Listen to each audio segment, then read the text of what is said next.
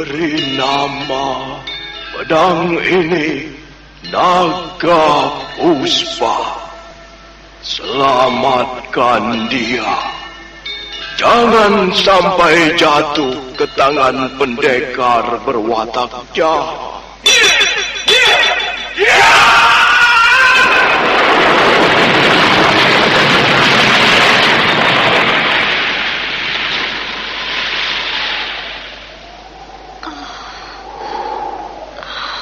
Kakang Kamandanu, kau masih juga tidak percaya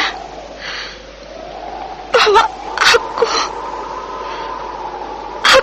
mencintaimu. Meisin, maafkan aku, Meisin. Meisin. Meisin!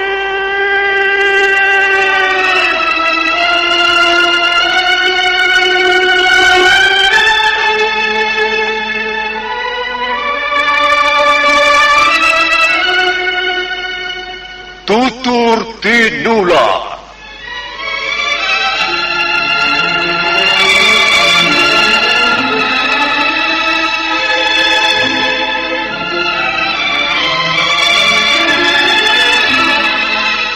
Sebuah sandiwara radio serial, produksi Sanggar Cerita dan Teater Sanggar Prativi. Sebuah kisah dengan latar belakang sejarah runtuhnya Singasari dan berdirinya Kerajaan Majapahit.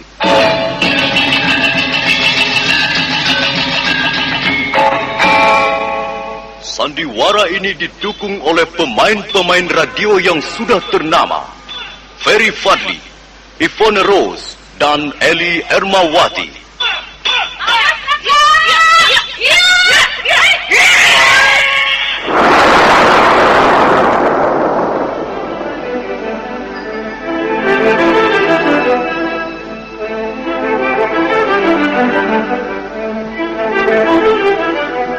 Naskah ditulis dan diolah oleh S. Tijab.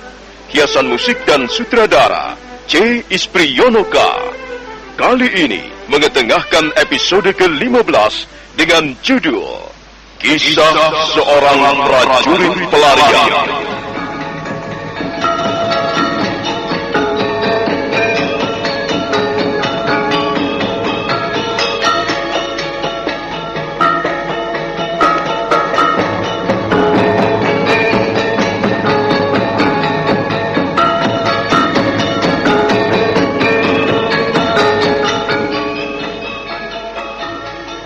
Dalam seri ke-443 ini didukung oleh para pemain Ignatius dan Peggy sebagai prajurit, Ferry Fadli sebagai Arya Kamandanu, Narto Bantul sebagai Rawedeng, Harry sebagai Rayuyu, Ivone Rose sebagai Sakawuni, Eli Ermawati sebagai Meisin, Suherman sebagai Wong Yin, Chris Urspan sebagai Mahwan, dan Asdi Suhastra pembawa cerita. Selamat menikmati.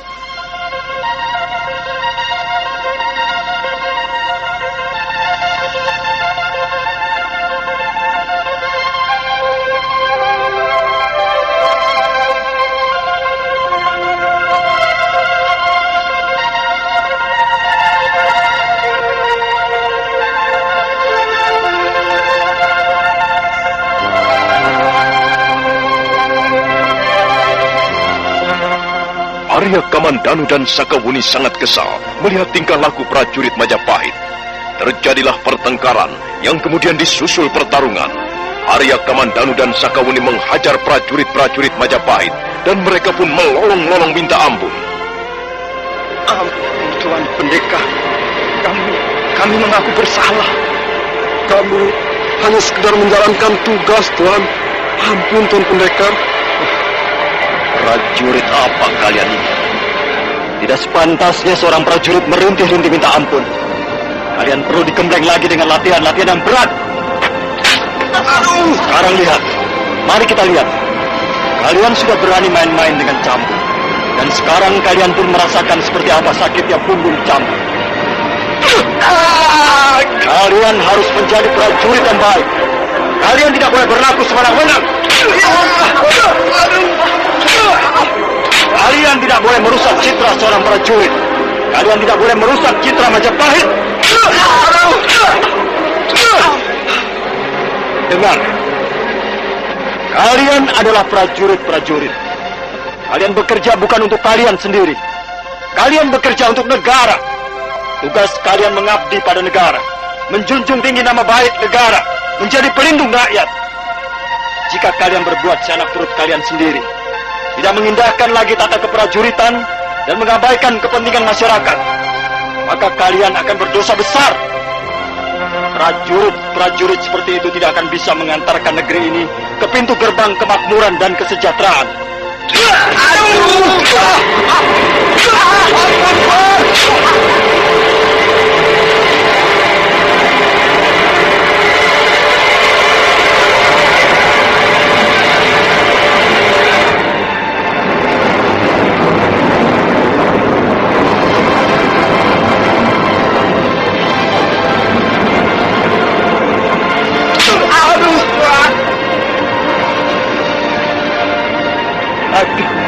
Ampun Tuan. Ayo berdiri.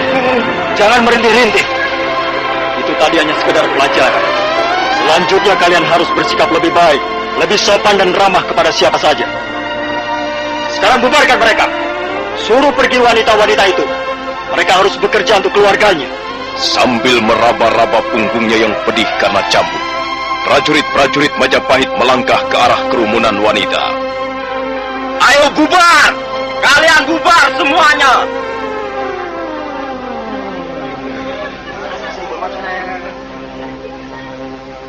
Para wanita itu pergi beriringan, dan ketika mereka lewat di depan area Kamandanu dan Sakawuni, mereka menganggukkan kepala sebagai ungkapan rasa hormat. Dan tak lama kemudian, tempat pelelangan ikan menjadi tidak ramai lagi. Hanya tinggal tukang-tukang ikan dan beberapa orang pembeli nampak masih mengadakan tawar-menawar. Tiba-tiba dari jauh, 2 orang penunggang kuda datang.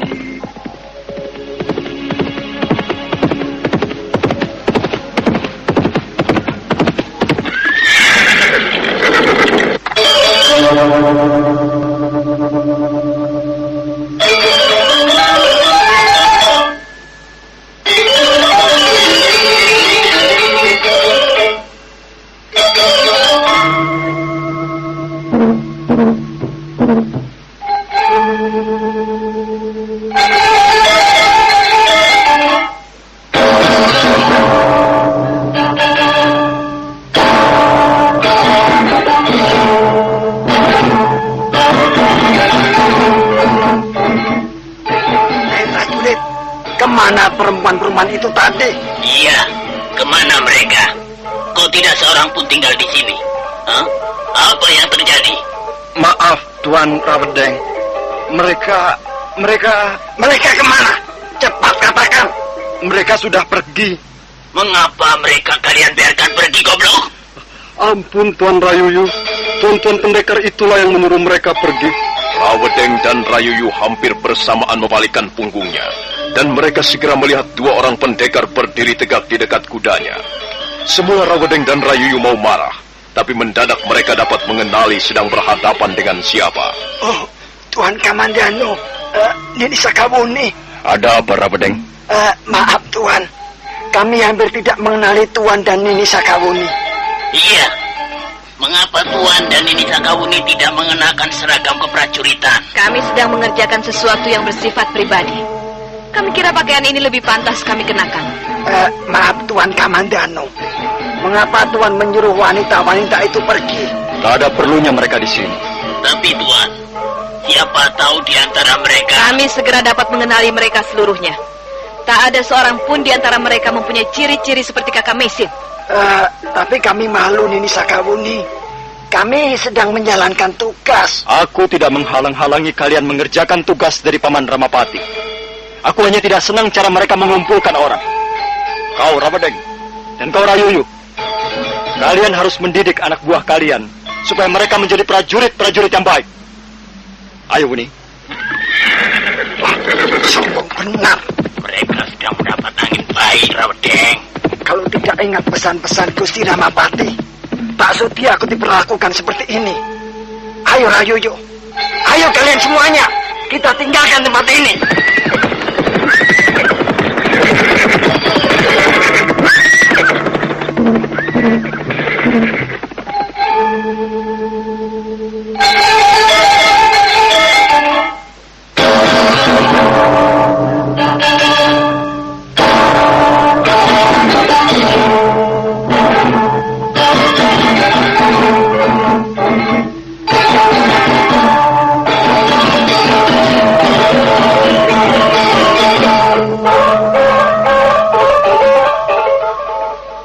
Malam itu, desa Pasuruhan satu diliputi kesunyian yang merentang, mulai dari daerah pesisir sampai ke tugu perbatasan desa. Pondok Tabipuang juga kelihatan sunyi, tapi di serambi depan ada dua bayangan manusia tengah duduk agak berjauhan. Mereka adalah Mahwan yang sedang berbincang-bincang dengan Meisin. Mahwan nampaknya sudah tidak sabar lagi untuk mengutarakan isi hatinya. Nona Meisin, saya berkata jujur. Apa yang saya katakan mewakili hasrat nurani saya yang paling dalam. Saya mencintaimu. Saya sungguh-sungguh mencintaimu, Nona Meisin. Saya tidak bergurau. Saya memang tidak mempunyai pengalaman soal wanita. Saya terlalu kaku. Kadangkala saya berlaku kasar di depan seorang wanita. Tapi saya senang berbuat jujur. Nona Meisin, mengapa Nona diam saja? Adik Ma, jangan mudah terseret arus perasaan. Jangan mudah menumpahkan perasaan cinta. Orang yang mudah mengutarakan cinta, dia akan mudah pula kehilangan cintanya. Tidak, Nona Meisin. Kau harus belajar bersikap dewasa, adik Ma. Saya sudah berpikir masak-masak. Akhirnya saya memutuskan untuk mengatakannya kepada Nona. Lebih baik kau memikirkan masa depanmu nanti. Nona, saya menunggu jawaban Nona. Jawaban apa yang kau inginkan, adik Ma? Saya harus menjawab apa? Saya sangat mendambakan cinta kasih Nona. Saya ingin membina hidup bahagia bersama Nona Meisin. Adik Ma, soal itu saya belum bisa memutuskan sekarang. Saya masih mempunyai persoalan-persoalan pribadi yang harus saya selesaikan. Mahwan kelihatan sangat kecewa. Dia lalu menundukkan wajahnya dalam-dalam. Meisin kasihan melihat pemuda itu. Tapi dia tidak bisa berbuat lain. Dia tidak bisa menipu hatinya sendiri. Dia tidak bisa memberi Mahwan seunggun harapan, karena dia tahu hal itu justru akan memperburuk keadaan. Tapi Mahwan nampaknya tidak mau berhenti sampai malam itu. Dia terus berusaha mendekati Meisin, berusaha membuka hatinya. Dan suatu ketika, Mahwan kembali mengutarakan cintanya kepada Meisin di tepi pantai.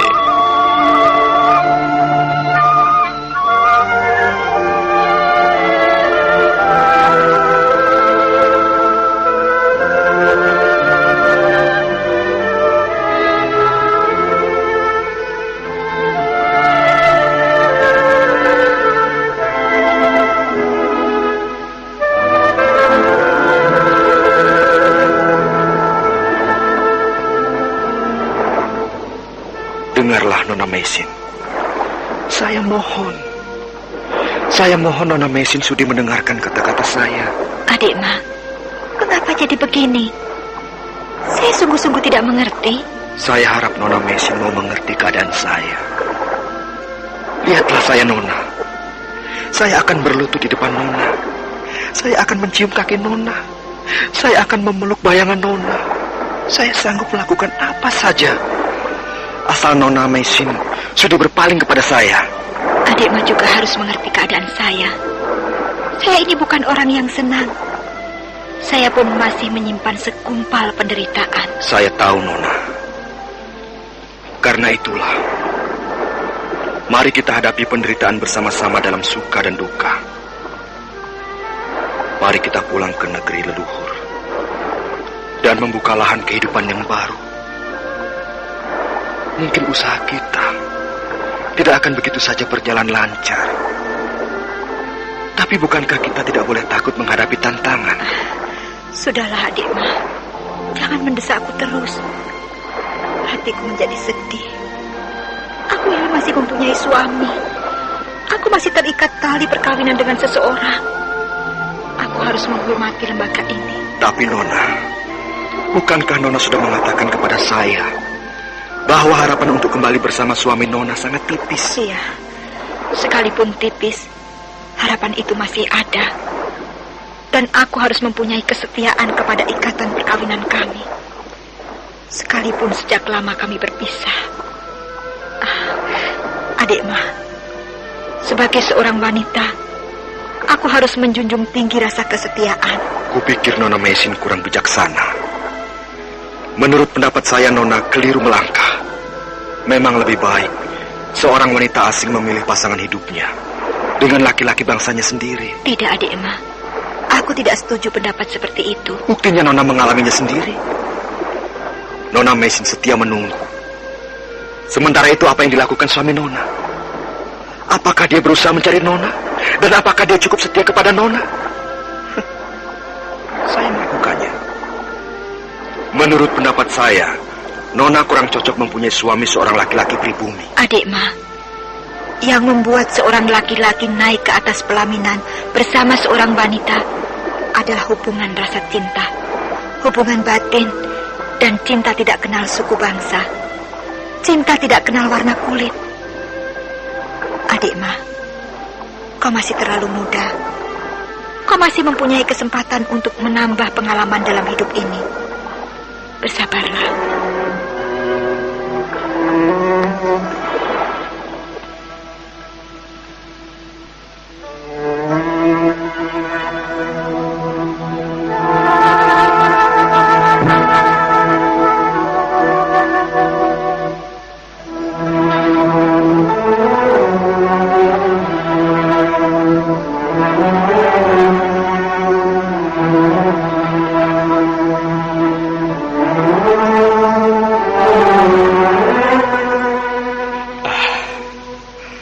Duduklah Nona Mesin.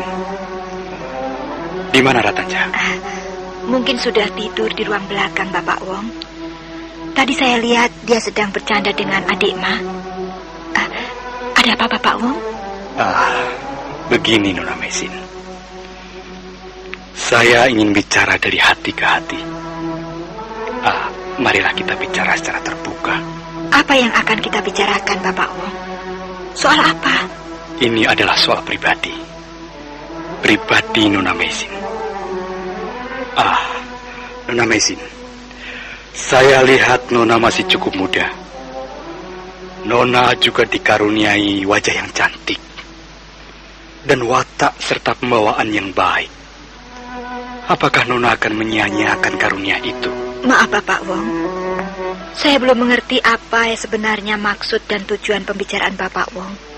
Apakah Nona tidak ada keinginan lagi untuk berumah tangga? Saya lihat selama ini Nona hidup dalam suasana yang serba tidak pasti. Menurut pendapat saya, lebih baik Nona segera menikah lagi. Tidak Bapak Wong, sampai saat ini saya belum memikirkan soal itu. Nona harus segera memutuskan sebelum terlambat Nona.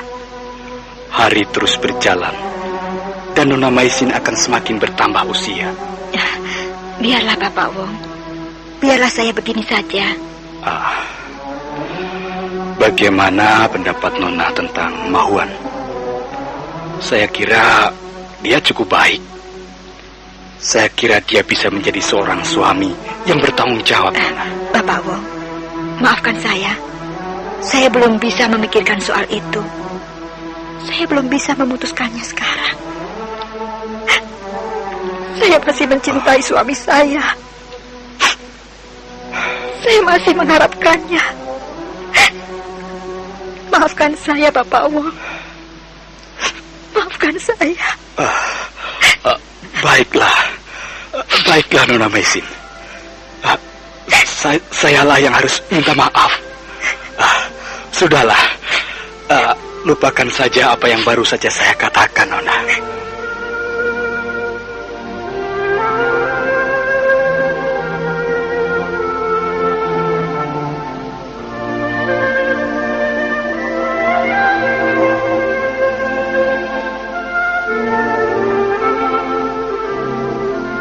Meisin menjadi sedih. Dalam beberapa hari ini dia jarang keluar dari ruangan biliknya. Mahwan tidak berani mengganggunya. Suatu hari, ketika Mahwan dan Ratanja sedang pergi ke pinggir hutan, Meisin mendengar pintu biliknya diketuk perlahan.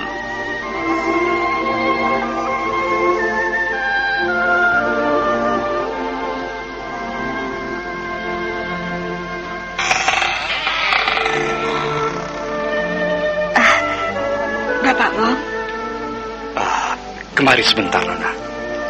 Ada berita penting yang ingin saya sampaikan. Berita apa, Bapak Wong? Tenanglah. Duduklah dengan tenang. Nanti akan saya katakan. Begini, Nona Meisin. Saya mendengar berita ini dari seorang kenalan. Entah benar, entah tidak. Tapi Nona Meisin harus mendengarnya. Berita apa, Bapak Wong? Hati saya jadi tidak enak. Berita tentang suami Nona. Suami saya? Iya. Suami Nona sekarang ini sedang mencari-cari Nona. Dan kabarnya, suami Nona sekarang ini singgah di desa Kapanjangan. Apa benar begitu, Bapak Wong? Itulah, Nona. Agar berita itu dapat dipastikan kebenarannya, saya kira Nona harus pergi ke desa Kapanjangan. Saya kira Ratanja tahu letak desa itu. Dia bisa mengantarkan Nona. Tapi Mahwan jangan sampai tahu. Nanti dia kecewa. Bagaimana, Nona? Entahlah, Bapak Wong. Mungkin berita itu ada benarnya. Bukankah Nona ingin menemui suami Nona? Bukankah Nona sudah lama merindukannya? Iya, Bapak Wong. Tapi saya tidak tahu apa yang harus saya lakukan. Tiba-tiba saya menjadi merasa takut. Saya jadi gentar. Apa yang Nona takutkan? Saya tahu suami saya sekarang sudah menjadi orang besar. Dia sudah menjadi seorang pejabat kerajaan. Dia sudah menjadi seorang panglima perang Majapahit yang ternama. Apakah dia masih mau menerima saya? Apakah dia masih ingat pada istrinya ini? Nona jangan berkecil hati. Kalau dia memang mencintai Nona, sekalipun dia menjadi raja di raja, dia pasti akan menerima Nona.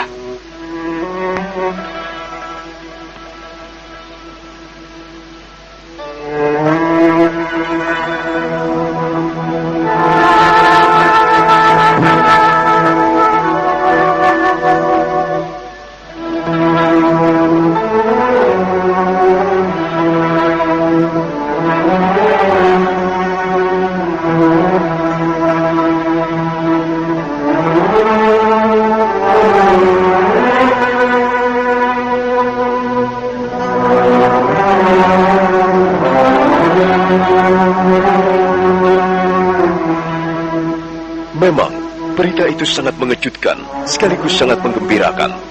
Tapi Meisin menjadi ragu. Tiba-tiba dia takut, dia rendah diri. Dia khawatir Arya Kamandanu tidak lagi menginginkan kehadirannya. Nah, saudara pendengar, bagaimanakah kisah selanjutnya? Silahkan menunggu seri berikutnya. Sampai jumpa.